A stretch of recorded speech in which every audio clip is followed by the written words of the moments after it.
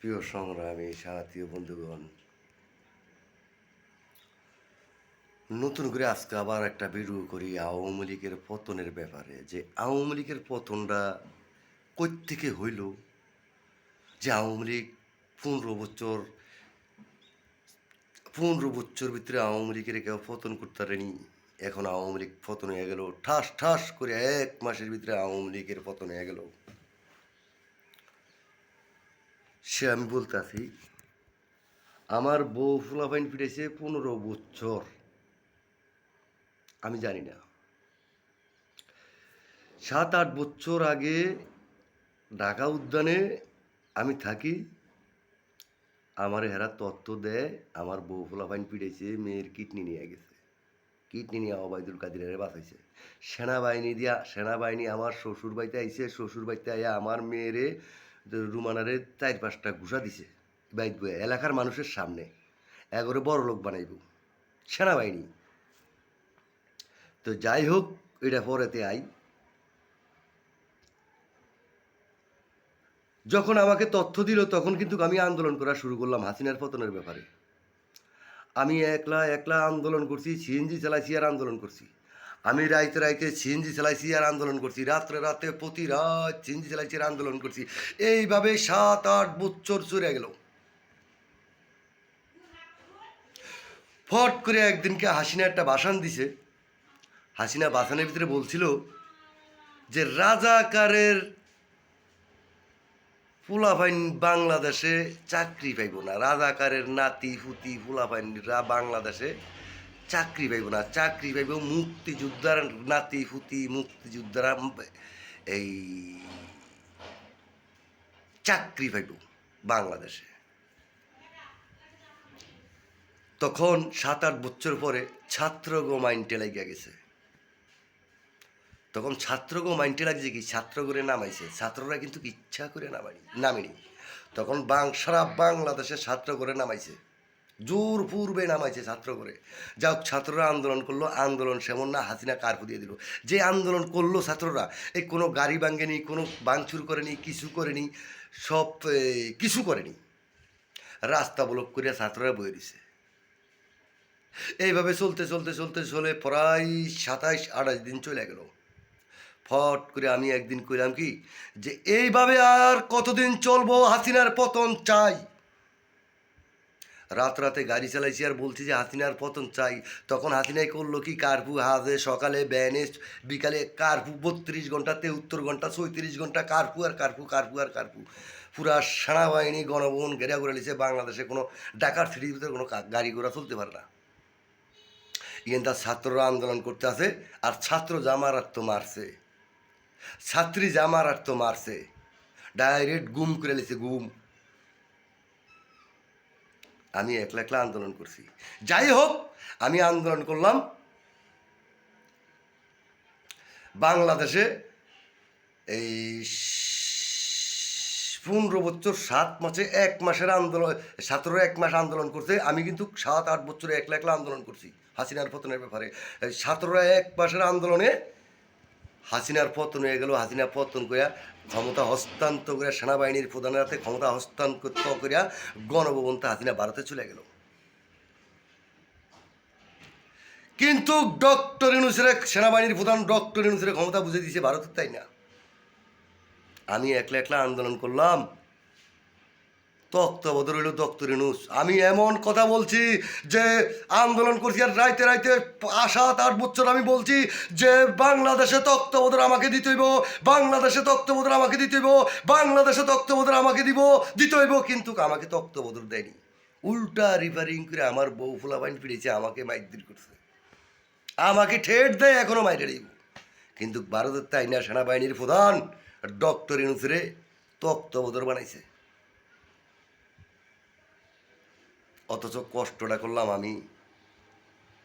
Doctor ইউনূসে টাকার বস্তা লইয়া, সেনাবাহিনী টাকার বস্তা ভারতে নিয়ে দিয়ে, ডক্টর ইউনূসের টাকার বস্তা ভারতে নিয়ে দিয়েছে সেনাবাহিনী, বাংলাদেশের সেনাবাহিনী।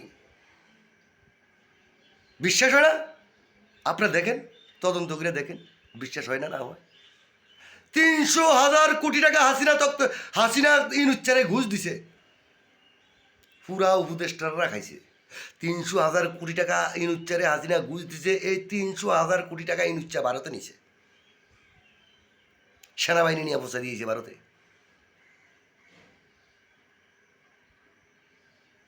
ভারতের এত অক্তবদ রয়ে গেল, ইনুচ্চা কষ্টটা করলাম আমি।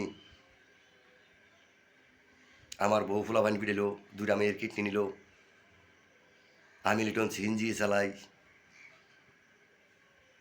ইনুচ্চা 18 মাস ছিল, 18 মাস পরে নির্বাচন দিল, হনা নির্বাচন দিল। ইনুচ্চাও ফিরে গেল 18 মাস।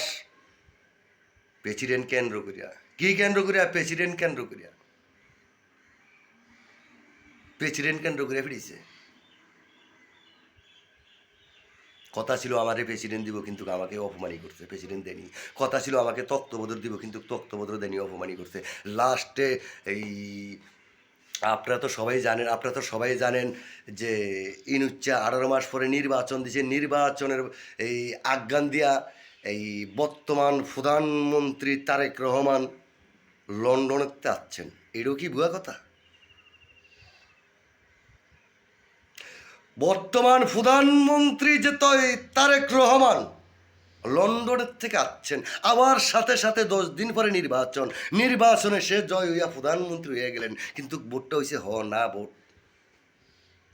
সে বর্তমানে এখনো রানিং প্রধানমন্ত্রী আছেন।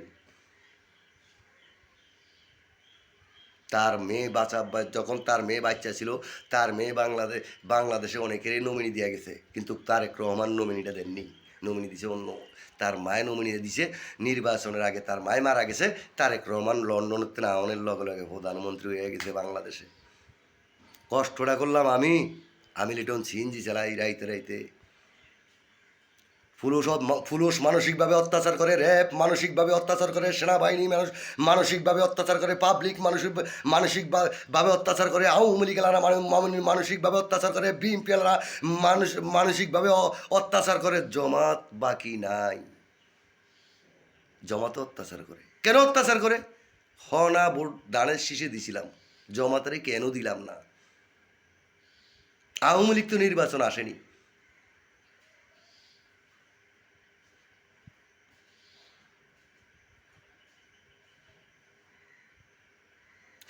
আপনারাও জানেন আমার বউ ফুলাফানিরে, বাংলাদেশে এমন কোনো মানুষ নাই যে না চিনে।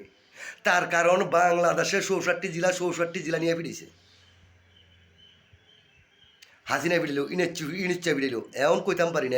এমন যদি ফিরিয়ে থাকে, নাও ফিরিয়ে থাকতে পারে। এখন তারেক রহমান আছে, নাও ফিরিয়ে থাকতে পারে। আর যদি ফিরিয়ে থাকে, তাহলে এটার তত্ত্বটা আবার পরে পামু আর কি। আমি তো রাইতে রাইতে সিএনজি চালাই। আমি একটা বাংলাদেশের নাগরিক। আমার চেন দিয়া তত্ত্ববোধর হয়, আমার চেনডা লারা দিলে প্রধানমন্ত্রী হয়, আমার চেন্ডারে লারা দিলে এমপি হয়, মন্ত্রী হয়। আমি সিএনজি চালাই। তোমারে বাংলাদেশে থাকতে কয়, বাংলাদেশের বাইরে চলে যাও, আমারে গাড়ি চালাইটা আমার টাকা কামাইতে দেনা। আমার বউ থেকে এক নাপিত আছে এই চোলাই মার্কেট, 10 লক্ষ টাকার উপরে খাইছে নাপিত। এদের অত্যাচারে বউ ফাটাইছি বাইরে, উমানে সেই উমান্ত্রে নাপিতরে টাকা দেয়। যেই হালার ভূতে প্রধানমন্ত্রী হয়, ওই হালার ভূতে নাপিতরে টিয়া পাওয়ায়। যেই হালার ভূতে বাংলাদেশের সরকার হয়, সেই হালার ভূতে নাপিতরে টিয়া পাওয়ায়।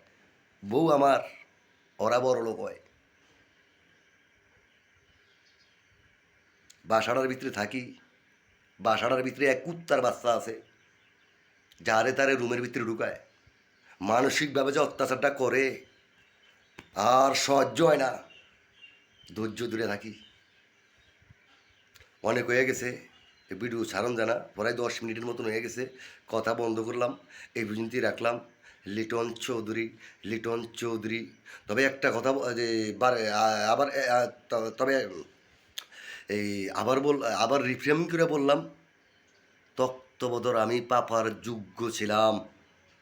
তত্ত্ববোধর ভারতের থেকে আইসে, সেনাবাহিনী ফিরাইব আমারে, আমি বাল ফালামু, আমার মেয়ে ফিরাইব, ডাইরেক্ট গুল্লি করে মাইরালাম, বাংলাদেশ শেষ। সত্য। ডরের মারে আমি সুদি,